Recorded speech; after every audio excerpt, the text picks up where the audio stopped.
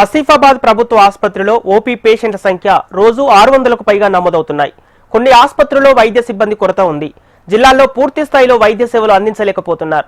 గిరిజన గ్రామాల్లో ఇప్పటికే మౌలిక సదుపాయాలు లేవు. దీంతో ప్రజలు వాగులు వంకలు దాటుకుంటూ వెళ్లిపోతున్నారు.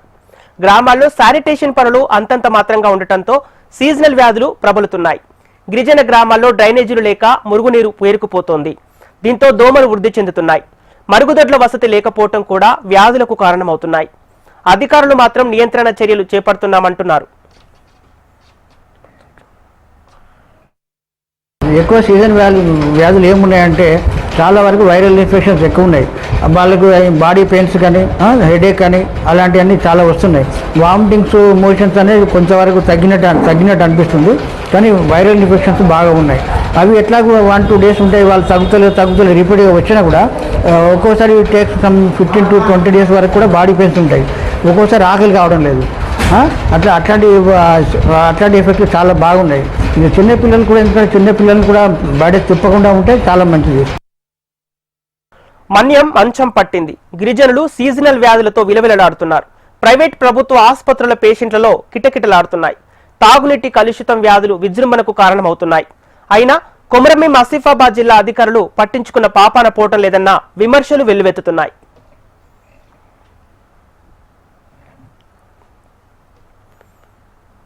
ఆదివాసీలు ఆసుపత్రులకు క్యూ కడుతున్నారు.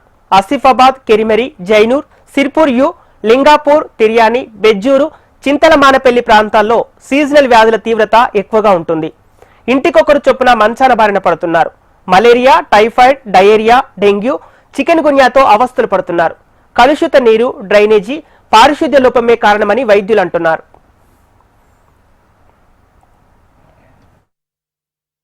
మా కొడుకుని గవర్నమెంట్ హాస్పిటల్ తీసుకొస్తే టైఫాయిడ్ మరేలా వెళ్ళింది.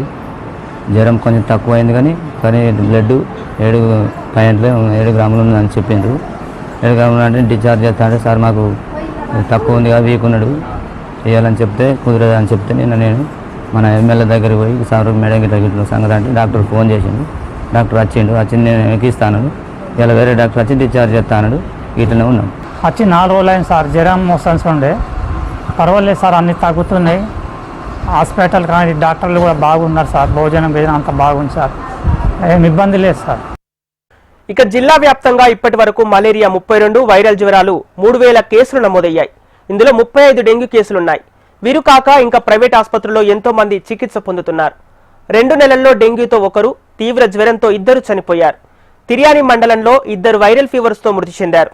పంగిడి మాదర ఆశ్రమ పాఠశాలలోని అనురాగ్ డెంగ్యూ జ్వరంతో ఎంజీఎం ఆసుపత్రిలో చనిపోయాడు. గిన్నెదరి గ్రామానికి చెందిన బాలుడు సీతారాం మంచిర్యాలలోని ఓ ప్రైవేట్ ఆసుపత్రిలో చికిత్స పొందుతూ మృతి చెందాడు. ఆసిఫాబాద్ మండలం గుడిగుడి గ్రామానికి చెందిన రామ్షావ్ జిల్లా కేంద్రంలోని ఆసుపత్రిలో చనిపోయాడు.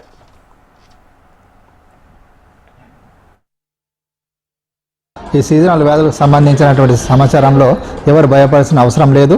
ఈ సీజనల్లో వైరల్ ఫీవర్స్, డెంగ్యూ, మలేరియా వ్యాప్తి చెందే అవకాశం ఉంది. ఇప్పుడు అందరూ సహకరించేసి వైద్య సిబ్బంది, గ్రామ ప్రజలు, దాని తర్వాత మన అంగన్వాడీసు, ఆశలు, ఫీల్డ్ లెవెల్ పనిచేస్తూ గ్రామ సిబ్బందిలో అందరూ సహకరించేసి ఈ దోమల వచ్చే వ్యాధులు నివారణ చేయాలని కోరుకుంటున్నాను. మా సిబ్బందికి సహకరించి ప్రజలు కూడా సత్వరంగా జాగ్రత్తలు ఉండేసి ఆ జ్వరం వచ్చిన కేసులు కూడా తొందరగా దవాఖానకు షిఫ్ట్ చేసి ఇన్వెస్టిగేషన్ ఫ్రీగా ట్రీట్మెంట్ చేయడం జరుగుతుంది.